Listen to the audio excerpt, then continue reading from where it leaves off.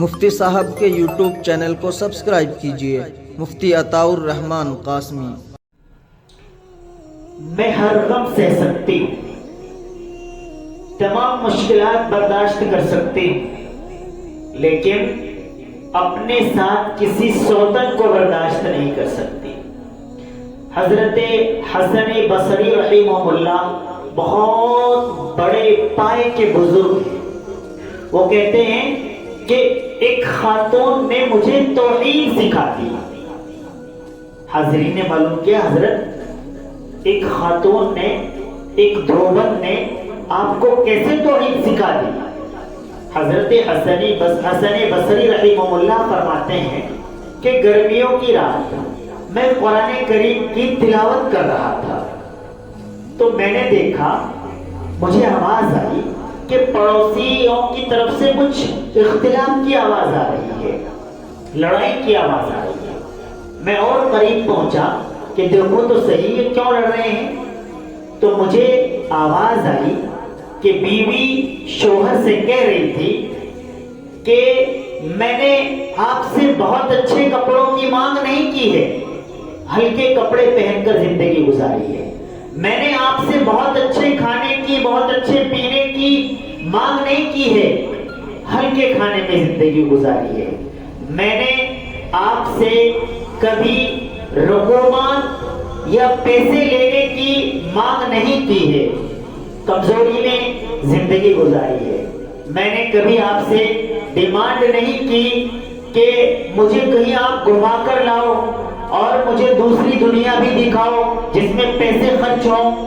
میں اپنے گھر پر صحیح زندگی بسر کرتی رہی، آپ کی کڑوی کسیلی باتوں کو بھی سنتی رہی۔ یہ تمام چیزیں میں نے برداشت کی، کر رہی ہوں اور کرتی رہوں گی، کوئی حرج نہیں ہے۔ لیکن یاد رکھو، آپ کسی کو دلہن بنا کر لائیں، آپ یہاں کسی کو سوتن بنا کر لائیں، آپ دوسرا نکاح کریں، میں یہ قطعی طور پر برداشت نہیں کر سکتی۔ مشکلات جھیل لوں گی لیکن برابر میں کسی کو کھڑا دیکھنا پسند نہیں کروں گی۔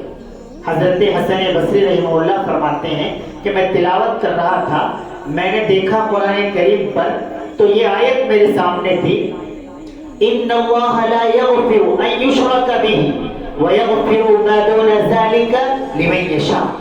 اللہ تبارک و تعالی جس کی چاہے مغفرت فرما دیں گے، لیکن شرک کرنے والے کی مغفرت نہیں فرمائیں گے۔ اللہ تبارک و تعالی گناہوں کو معاف فرما دیں گے۔ اللہ تبارک و تعالی جو آپ نے اللہ کے احکامات کے حکم معدولی کی ہے اسے معاف فرما دیں گے، عبادتوں میں جو آپ نے کوتاہی کی ہے اسے معاف فرما دیں گے، لیکن آپ نے اللہ کے ساتھ کسی کو شریک ٹھہرایا ہو اسے معاف نہیں فرمائیں گے۔ جو شرک کرنے والے ہیں، جو کافر ہیں، جنہوں نے بتوں کو پوجتے ہیں، ان کی بات تو چھوڑیے، اس کے بعد بھی ہمارے مسلمان جو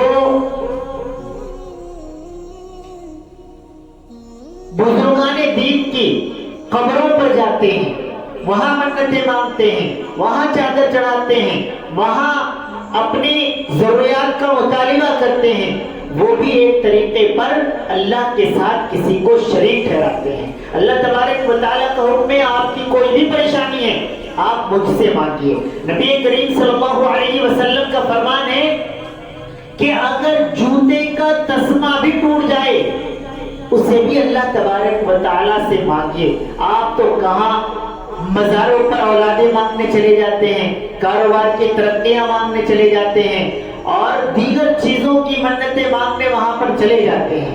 تو یاد رکھیے، دینے والی ذات صرف اللہ کی ہے اور اللہ تبارک و تعالیٰ شرک کرنے والے کو، مشرک کو ناپسند کرتے ہیں اور نہ قیامت کے دن معاف فرمائیں گے۔